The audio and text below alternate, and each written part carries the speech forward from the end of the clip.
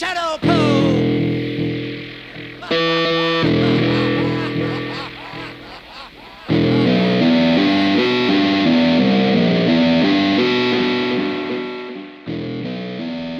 Hello, welcome to the Bronze Age Monsters bonus show. This is a show we make for our patrons now every 2 weeks that you can listen to if you are a member of our Patreon. So if you're hearing this, you are, and thank you. We are now, this is, I love what Matt calls this. This is now the shadow show of our main show. It's almost a completely different, we're talking about a completely different run of comics. We're talking about the original run of Ulysses Bloodstone comics from the first 2 issues of Marvel Presents, and then his story ended in the Rampaging Hulk magazine. But we're going to be covering all that on the bonus show. So yeah, it was a great idea. I love our new format. I love our new schedule. Yeah, I think this is I agree, Matt. You said that people said we sounded invigorated. I do too. This is not I don't know. Sometimes the weekly grind of a show can kind of get on you after a few years. But yeah. I love how we switched it up. I'm having a lot of fun. I love it. And it seems like people dig our switch up. Yeah, I'm hearing mostly positive stuff about it. So who knows how people feel once they have to pay to follow along with the shadow show, but people seem to enjoy the first episode, so that's cool. Yeah, definitely. So yeah, we can jump in. The first bonus episode of the season, we dealt with the first part of Marvel Presents #1, and now we are on to part 2. So there's a whole new creative team, well, a whole new art team here, one guy. And let's just jump in. So the part 2 is called The Lurker Within. It is presented by John Warner, writer, Pat Boyette, art and lettering, Diane Buscema, colorist, and Len Wein, editor. So, okay, how much did you know about Pat Boyette before this? Kind of a lot, because I knew him from some Charlton stuff. He did some of the Black Hood, the Archie Red Circle relaunch in the '83, mm-hmm. And I actually knew him from he made a Roger Corman-esque, like Poe-esque film that I love called The Dungeons of Harrow. Before he even started doing comics, he had a whole life in broadcasting and stuff like that before he started doing comics. Fascinating guy. I was looking for a biography on him. I couldn't find one. I hope there is one someday. Yeah, I do too. He's so fascinating. Like you said, he was born in 1923. He got his start as a radio broadcaster in San Antonio. He was a cryptographer in World War II. In the 50s, he was a news anchor. He produced talk shows, puppet shows, and directed commercials. So already at the beginning, like, he's a Renaissance man. Like, he does everything on a lot of his projects. I think on the movie you mentioned, he basically did everything. Mm-hmm.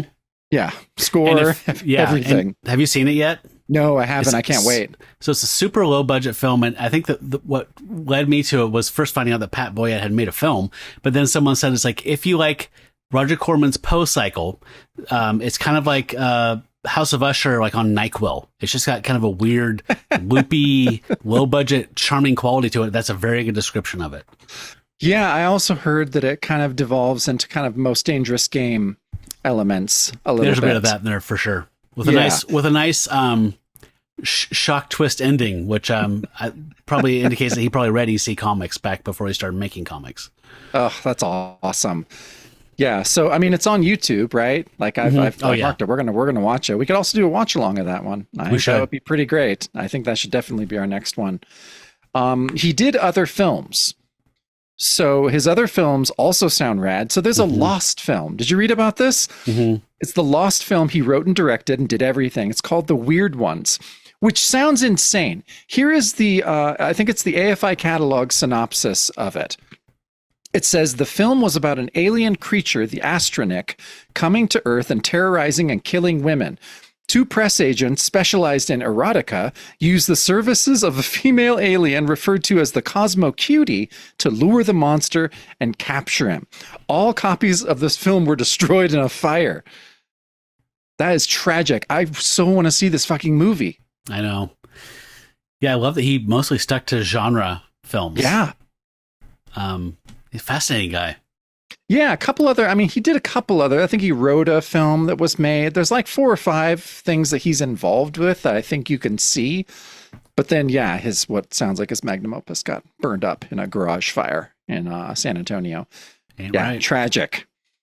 I know. So, but you're right. He went on to Charlton and did tons of stuff. He co-created The Peacemaker, which is now a big show and a big character. Probably his biggest claim to fame, right? Comic-wise, absolutely, it's his biggest claim to fame. Just like the artist on our main show, he went over to Valiant and worked into the 90s on various, I don't know, kind of sounding forgettable books. But man, what a career. Like Pat Boyette has to be one of the more interesting artists we've ever talked about on this show. Yeah, in a very distinctive style. Like, he's just one of those names I immediately latched onto when I was reading, like, he's done, I think he did a few Warren stories as well, but Charlton is definitely where I latched onto that name. I was like, this guy's interesting. I don't know if you want to talk about like what your impressions of his art style are, but I'm showing different things he's done, some Peacemaker and some Charlton stuff on screen here, so people are seeing what we're talking about. But I love his art style. Like his style is recognizable. I know him from Charlton stuff, and yeah, you know, he does show up in the magazines, in the Warren mags. So yeah, I think that I love his style. It's very, like, in a lot of ways, it is kind of Warren magazine or Curtis magazine style, to where it's scratchy, yet really well done and artful. And I love that it's so funny. He does his own lettering that is so like uniform and controlled and like in this really funny way. Like, I don't know. I couldn't describe why I liked it so much, but it fit. This is, you know, he's John Byrne. This is his auteur thing. You know, he's inking, he's penciling, inking, lettering. You know, he's just like, no, I do it all. I'm Pat Boyette. That's what I do. You know? Yeah. Yeah. There's, I love like all the detail that he has, and it is really fine line work. Like you said, kind of a scratchiness to it. It almost reminds me sometimes of Alex Toth, sometimes of like Jerry Grandinetti, but without having so much inky heaviness in the line. But really, almost like, you know, Richard Sala. Remember him? He did. Sometimes I see some of that in the faces and stuff like that. Fascinating. I see some Ditko in him. I mean, I just absolutely love his style. I don't know if it's for everybody, but I love it. Yeah, I really love it. So, yeah, let's just jump in. So we open on Ulysses tending to the injured flautist from last issue or last part. Well, a TV broadcast on Blair's. So yeah, TV's going to catch us up on all of this. Yeah, just catches us up on last issue, talking about the rampaging behemoth that stormed into the city. What potentially might have been the Golden Gate's biggest disaster since the earthquake was averted by a strange man who authorities claim calls himself Bloodstone. And yeah, we see Ulysses just kind of, hand perched on the set. Like, yeah, very cool. So, we'll wait till the other characters are introduced. But Matt, you said we were going to do some casting this episode. True, yeah. We can wait a little bit. Okay. So on the next page, the TV broadcast continues. The guy's asking the police, like, didn't he tell you anything about himself besides his name? And the cop's like, this Bloodstone didn't seem much inclined to tell anyone anything, and you can't arrest a man for saving lives. Tell that to J. Jonah Jameson, by the way. Yeah. So yeah, Bloodstone's like, nothing. I was hoping for some word, some sign that someone else has seen him. And then the programming switches off, so he turns the TV off. And then the blind flautist has these strange beams coming out of his eyes as Bloodstone's thinking, I couldn't have been hallucinating, or could I? The blind man's flute was affecting my mind. And I just love how like chunky his face is. Like these guys look like action figures, like, right? Like He-Man's. And so he's looking out the window, totally oblivious to the strange activity behind him. He's like, no, that doesn't explain the blind man himself. He's obviously possessed by some sort of mind control. And then the beams like comes up and then like twists and starts wending its way towards him like a Roma to a starving man on a deserted island. And then that form takes this giant human form, and it's a man crouched, and it reminded me of the behemoth in Werewolf by Night. Was that what it was? That was in the Jack's apartment. He's just way too big to be in there, and he's just like crouching down. And he's like, and who else if not, what? Good Lord! As this giant, seemingly like 15-foot tall figure is forming with these weird Kirby crackles and whatever like all around him. So strange. Yeah, this is a great example. Yeah, it does. It has like a weird kind of EC, that era, maybe a little later Atlas era throwback, like with the content and this kind of the art, but the scratchiness and just that cool line work reminds me a lot more of a more modern, like 60s and 70s artists. Yeah, wild stuff. Yeah, that's cool. So yeah, on the next issue, we realize that Ulysses is like, that isn't a hallucination. The question is, did it have anything to do with him? So yeah, they go crashing out the window. Big glass, drink. And this was just one of those. This was a moment on this page where I was like, this is why little Matt loves Ulysses Bloodstone, because he does shit like this. So he's toppling over. He grabs his little rifle, takes it, holds it above his head and hooks it onto a power line or telephone line and is just zip lining down away from danger in such a cool way. I love the sounds like vit as he's going along the line. So I was trying to figure out, is that a power line and it's actually like interacting with the rifle of his gun? Yeah, there's like flames and electricity behind it and it's making this noise. And yeah, I thought that was so cool. Like, that's cooler than Doc Savage kind of cool. Oh yeah, that's fucking badass. Yeah. I love that, like, as he's going through the glass, he's still thinking, he's finishing his thought. Like, this is just a day in the life. This is like, get in the mail, get in the paper. Yeah. Like, that isn't a hallucination. The question is, did it have anything to do with him as he's flying sideways out a window? Yeah. And then as he's falling, he's like, all right, here we go again, Jim. Yep. So he talks to the Bloodstone and he says, go ahead and glow and keep me from splattering over the sidewalk. And he's like, nope, I can save myself for a change. I love that. Where he's just like taking the agency and he's like, I've been kept alive 10,000 years by this thing. I'm getting bored with that. I'm going to save myself. Yeah, it's great. It's like a great little, like, again, the little hints of backstory, everything. Like, yeah, Warner's doing great, and Boyette just jumped right on board. God, I love it. So yeah, he lands down, connects with the pole, and drops to the ground, and then we cut scenes here.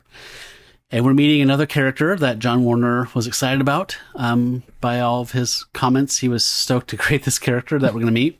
It says, but let us leave Bloodstone a moment and look in on other events which, though it may not become immediately apparent, will shape the course of the future. And we're on a movie set, and it's some kind of kaiju movie. And the guy says, look at it this way, PDQ. You got some great footage of that monster the Coast Guard was chasing. And they're upset because the prop monster destroyed a power generator box or something like that. So it's ruined. They've had to stop filming because there's no power. And so, they need the lightning effect. They need power for the lightning effect that Gagoom, the thing from beyond time, always fires. I love that. And so, the guy's like, well, on the bright side, maybe a few less actors will be electrocuted, like me, Brad Carter, for instance. And he's like, I thought you said there was a bright side. And I love this guy. He has an ascot and he has a cigarette filter and he's got a white shock of hair. He's already cutting a dashing figure. Yeah. He's got whatever the thing is that directors have to do the cinematography, look through the lens, the viewfinder. He's like, sometimes I wonder why I work for you, PDQ Warner, king of the monster mashes. He says, well, who else would hire you, pray tell? So, he's got that, what's that called? The Atlantic, or whatever, like Continental. Continental. Thank you. The accent where it's like, you're American, but you studied in private school. So you kind of sound like you're that transatlantic-y, just like sort of British. Yeah, the Katharine Hepburn. Yes, exactly. Yeah. And so this guy's like, hey, PDQ, get over here and give this a listen. And so they're tuning in the radio and finding out all about this crazy monster attack. And he's like, well, it's too early for my radio mystery program, so why don't we listen in? So is he listening to Inner Sanctum or something? Yeah. Lights out. Everybody, lights out. Oh, man. Quiet, please. Yeah. Um, yeah. So let's do some casting here. Okay. So let's jump right in. So my first thought for Ulysses Bloodstone, and again, I mean, I tried not to go immediately just for the blonde hair. I tried to kind of, especially the first panel of this second part, like when I zoomed in on the face, I was just like, Chris Christopherson. Oh, wow. I know it might be not an obvious choice, might be a little. I really saw it. And the more I thought about it, specifically looking at that first depiction of him in the first page of part 2. So I can see that big jaw, big strong jaw. Yeah, that's what did it for me. So what about you? You know, I had to go a little weird, and I went with Joe D'Alessandro, one of Warhol's actors. He was in Flesh. He's always has long shoulder length hair. Almost always has his shirt off. A queer icon because he was in some Warhol films. But in my mind, he looks exactly like him. He was kind of my first choice, and then my second choice was Michael Beck, who was the lead in The Warriors. Oh yeah, I can see that. So yeah, and we had some other ones from other folks. Maybe we'll bring those up in future episodes because people were casting on our Discord.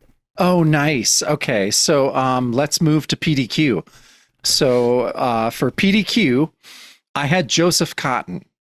Ooh, that's a good one. So Joseph Cotton, Rockford Files era, to where he does have the white in his hair, and he's kind of just, I don't know, he's more specifically, maybe it is in that Rockford that I'm thinking of. He's very cocky and rich, and just like, you know, the Joseph Cotton roles that I love the most are obviously like The Third Man and Citizen Kane, and he plays very relatable like characters that are just these amazing guys that you can just relate to, who are just kind of schlubbing their way through life and making do.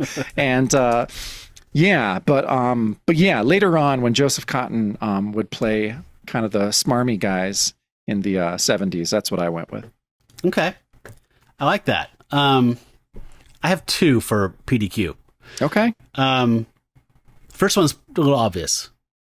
You know me, I'm a huge nut for him. Vincent Price. Yeah, that is the obvious choice for sure. But he would make a meal of this, right? Yeah, he would. He would have a blast. My second one's a little. I think he's a little young in 1975 because we're trying to do era specific casting. But Anthony Zerbe. So he was the leader of the mutant zombies in Omega Man. Oh, all right. I'm not as familiar with him. Okay, so I'm trying to think what else he was in. That's his biggest thing. He did a lot of TV work. Rooster Cogburn, right. Steel Dawn, but. Yeah, he's a little bit young at this point in time, but he would be probably my first choice, actually. Cool. So we're showing pictures of these guys, so everybody knows who we're talking about. All right, for bashful Brad Carter, I went Roger Moore. That's good. I didn't cast this guy. I forgot to cast him. I don't have anybody jump into mind right now. Yeah, I had to think a little bit about him. Yeah, Martin Landau, that's a great one.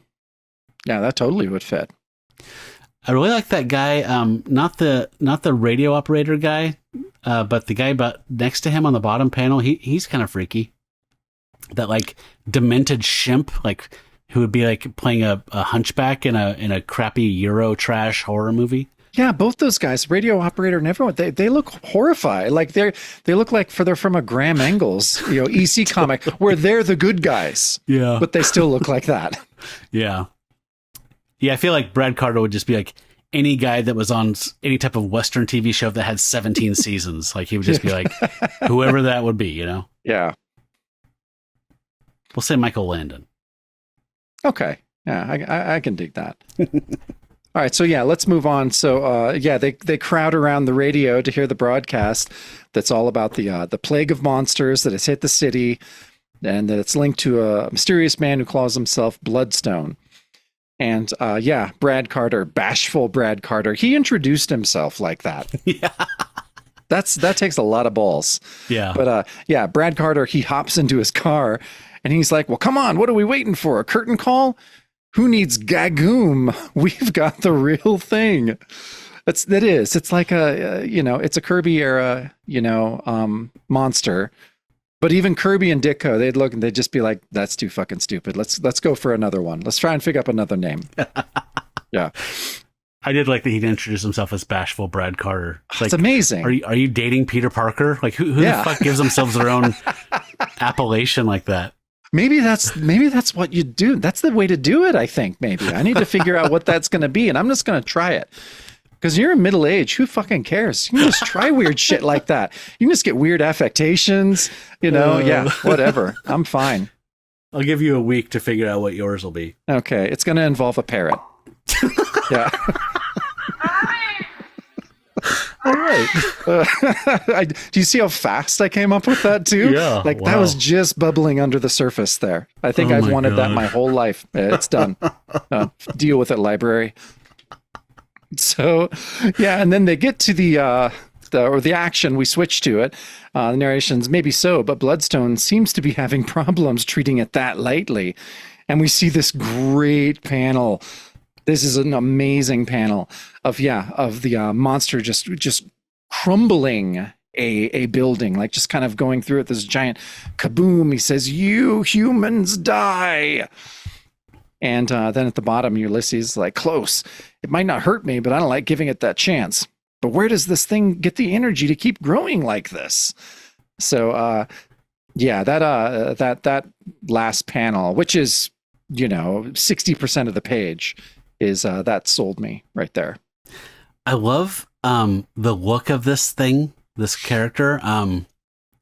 Like I always love when like somebody does like a full design where it's like thought out to where it feels real because there's like detail that you wouldn't expect, like these weird tassels, or what do you call those, like fringe hanging off of it. It's got like weird chaps and like shoulder stuff and like a leather helmet. Like it just feels like it came from a real place.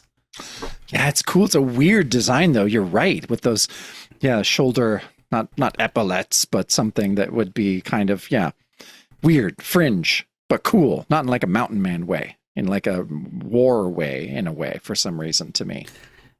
Yeah, and it's just like it just feels like it is fully baked and it came out of somewhere, right? It's not just a guy with a sarong on to cover his twig and berries like they normally would do, like the Amazing Colossal Man. He's actually like a thing, and he has a uniform, and it makes sense in that world, like that kind of vibe. That's awesome. I love that. So the next page, Ulysses is already responding. He's loaded up his shotgun. He's firing it. Can't decide what the creature is composed of. Maybe this will help me. Just shooting at it.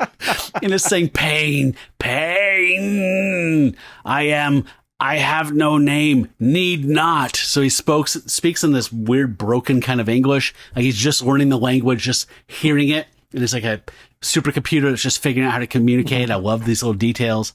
And he's like, "It seems to be disrupted, as if the vibrations of the explosion were interfering with its normal energy patterns. Who are you?" It's definite. So we get the note that Ulysses is a shoot first, ask questions later guy, literally. Yeah. And we're getting even a better shot in that cool panel of like where it's just kind of recoiling as it's being shot. Mm-hmm. And you see that it's weird chaps. And it's like chaps that cover just its thighs and its groin, like a loincloth. So weird. And then he's responding. He's still like recoiling and covering himself defensively, saying, "I am possessor. Take form to live, like blind man, but want strong form. Call thing from sea to possess for body." So now we have a little detail. Like, okay. So the first thing he got to was a blind guy. He's like, "This isn't optimal." So then he's like, "I need something bigger, right?" He's like, "Dr. Vault, I want something where I can really conquer this planet." It all goes back to Dr. Vault. Yes. So he's like, "Loose thing from sea, little man chase away, but maybe take little man instead."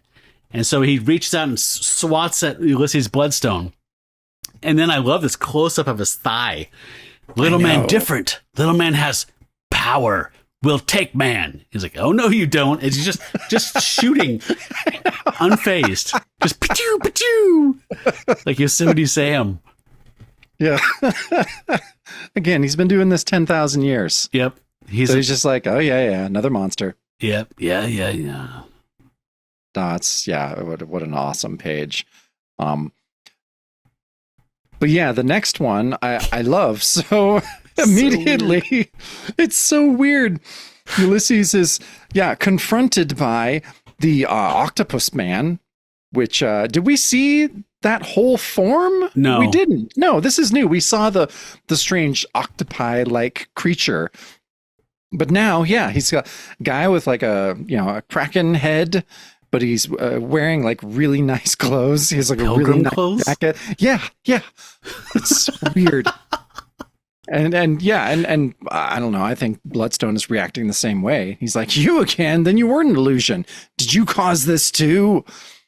And then we go back to the monster, who's like, "Not now. Is man with funny head not care? Want man with red jam." Oh my god! Oh, that was great. And so then I think we get bashful Brad Carter gets there. He's like, the monster chaser is getting the worst of the deal. Then I love how they pull up. It's an actor and a feminine director and I don't know, some other guy, and they're just like, you know what, we can help. Let's do this. And so, it's amazing. And so they're like, let's do something. Then in the end, it's like Bloodstone's mind grows calm and the creature enters. So the creature enters into Bloodstone saying, "I must know more." God, man. And I don't know if you noticed, but the van that has a camera mounted on top, just in case there's an opportunity to get some killer footage, says Big M Pictures. And I'm wondering, that couldn't be Mallet Studios, right? That's a different production company.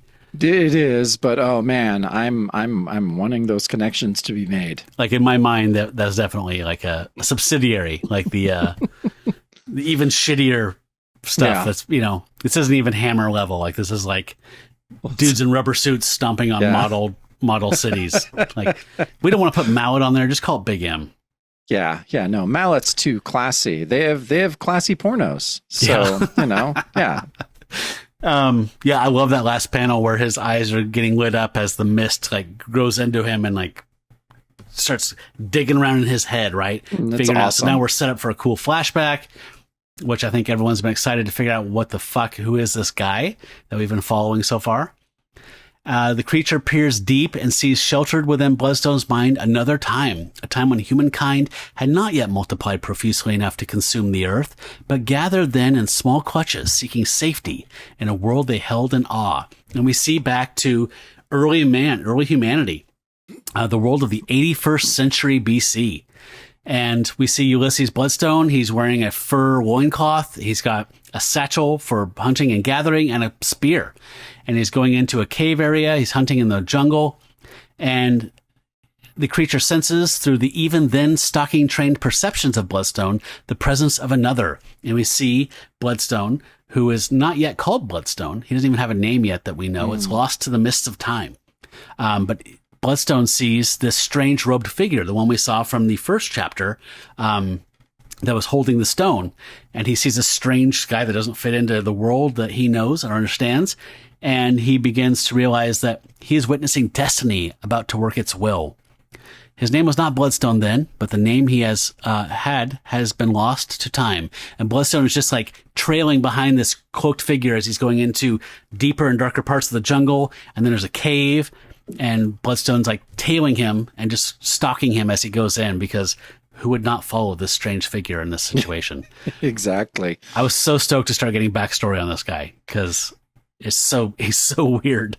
Yeah, he's so weird and great, and it's Warner, so he's just giving you exactly the amount that you need to know. Yeah. Because on the next page, Bloodstone has gone in, and then suddenly you see like destiny. Well, I liked this. The narration says these two continue wandering down bleakly dark passages like coiled intestines within the mountain.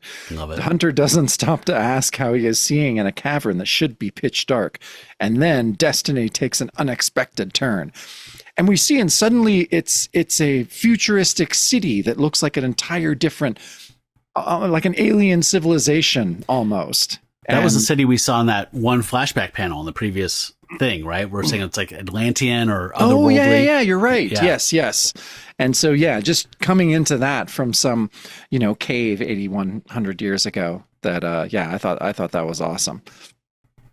But then we jump right back to our real heroes, Bashful Brad, and to where he says now, and then on top. So it's a sound transmission, right? That they're doing, which I thought was weird because at first you're just like, is it like a Klieg light? Is it like a? But they have to. I was confused because they were saying like the Gagoom effect is a lightning effect, so I thought they were weaponizing the special effect. But then later we find out it's not. Yeah, I mean, even at the bottom, I know I had to double check. It says the creature is suddenly very rudely snatched from Bloodstone's past.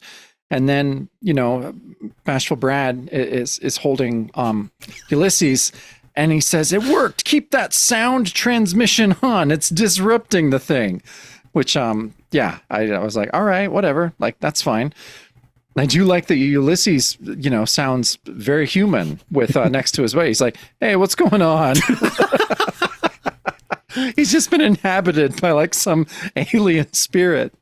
Oh my God. I love that bottom panel. Like the look of Ulysses Bloodstone, that depiction of him. He looks badass. Yeah, he looks super badass. So I guess this thing is responding to sound like a symbiote. Yeah, apparently. I guess that's where we're at now. Okay. So he says, next page, pain, no, humans, kill. And he's zapping with electrical power or something like that. The truck that had the camera mounted on top. Like, woo, Brad Carter and his bright ideas I don't need, says the camera operator. And so Bloodstone's already got his weapon out and he's firing at this thing. He's like, these men saved me from the mind tap. Have to return the favor so they can escape. I have nothing to lose. After all, I can't die.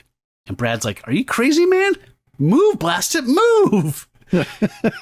And the creature on the next panel shoots energy through Bloodstone's back and out through the gem, which I don't think it's necessarily a clean shot. Like, I think it's more of an energy going into his body and then coming out like the energy source or the way the energy collects in his body, which is the gem, which is embedded in him or something. I don't know.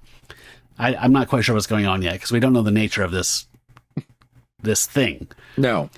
And then, but Bashful Brad saying, my God, blacking out.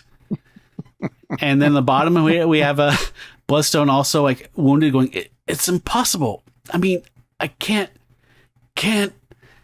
And seemingly he's dead. And Brad says, he's dead. The monster killed him. And if it killed him, what chance do I have? Next issue, Hellfire Helix Hex. The conclusion of the origin of Bloodstone. Oh. So, yeah, I mean, as we mentioned on the last episode, John Warner had a whole plan for this thing to be going on as a backup, a 10-page backup for Where Monsters Dwell. And these two pieces were to be from two different issues. And then he was told, wrap it all up in 18 pages. Yeah. Which is Marvel Presents number 2. So, in our next episode, we'll be talking about, there's a letter from John Warner explaining why the story's stopping. I think the Guardians of the Galaxy take over the title after that. Okay. So, and then it's put on ice for a little bit, and then he gets a chance to do that Rampaging Hulk backup, which those aren't short. I'm not sure. I don't mind going long here because this is something we're doing for the Patreon people, and this is for their off weeks, right? So if we go a little long, because some of those Rampaging Hulk stories are like 22 pages. So, oh boy, that's long. So we might need to chunk them out the way we did this one and break them up into smaller chunks so it's a little more whatever. But if that means the Bloodstone Saga has to go longer than season 6, that's fine. We'll figure out how to do it, but they aren't short stories. So, so these, I was happy that these two backups were presented in one thing because it gave us a chance to kind of figure out how we're going to approach the material and how to do the shadow show. So now that we've got these out of the way, we can move forward with the longer stories and figure out what to do. But we'll feel it out. Yeah, but this was a great way to get a start on this character. And let's talk about what we thought. I loved this. I mean, Pat Boyette showing up was great, and he did great. And I mean, even both chapters of this issue have just been kind of ridiculous and awesome. At first, it was funny when I read the first page of this book of Marvel Presents #1. I was just like, all right. I mean, I guess this whole thing's just going to be like a monster book, like a stupid monster book.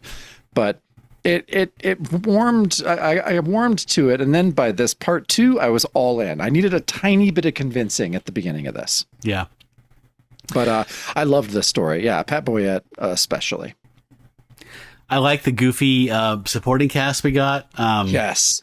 But I was really excited about this, jumping back and seeing the origin. Like, that's where I'm like 100% in. Yeah, me too. So once you get this kind of cosmic, time-spanning, eon-spanning origin story for the main character, I'm 100% tied in. I love the cloaked character, the strange world inside the cave, in ancient, 8500 BC, whatever it was, 85,000 BC, 81st century BC. So yeah, anytime there's that weird go into a cavern, like Land of the Lost, we were talking about Land of the Lost before, like anytime there's like, you go to a cave, you find some weird cloaked figure doing something magical, like I'm 100% in. Yeah. And I love that, Warner named this guy Possessor. Yep. Because that's the second character he's, although I read somewhere that his name isn't Possessor, he's referring to himself as the Possessor. So it's not like his, title he gives himself. It's more of his role. Yeah. Which is fine. Because there's another Possessor in the Marvel Universe as well. That's that guy with the blindfold. It's like a Thor, I think, character. So, I love Pat Boyette's art here. All the little weird details, like I said, of the Possessor and his weird, sexy chaps with fringe, leather fringe, and his leather 1920s football helmet he's wearing and stuff. Yeah. Everything's weird enough for him. It's like, I'm in. Give me more. And Bashful Brad, right? No, and reading this issue also is just like, Matt, you and I have spent a lot of time with John Warner, and I love John Warner now.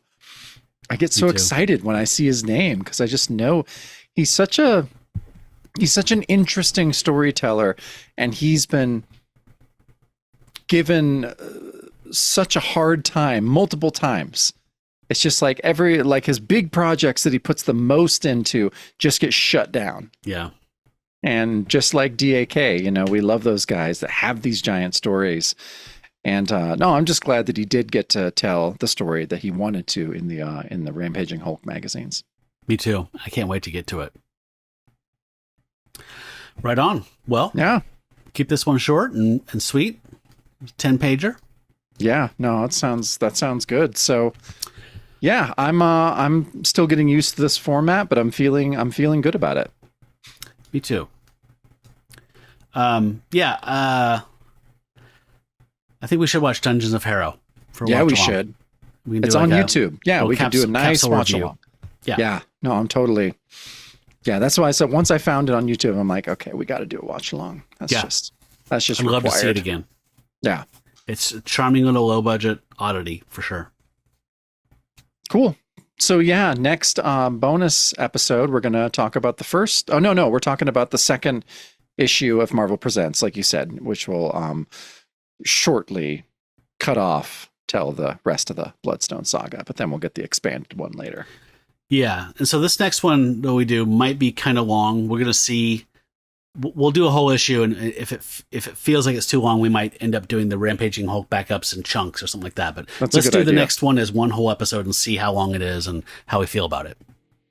Sounds good. And our supporters get to come along with us on this journey as we figure it out, as we make it up as we go along. Yeah, and we're always curious to hear your opinion. The feedback that we've gotten from you has been very cool and feels very good. Yep, we appreciate it. All right. Well, yeah. So I guess that's it for this bonus show. I'm excited to see you all again in 2 weeks. But until then, hail Satan. Hail Satan. That's the bonus show, by the way. It is.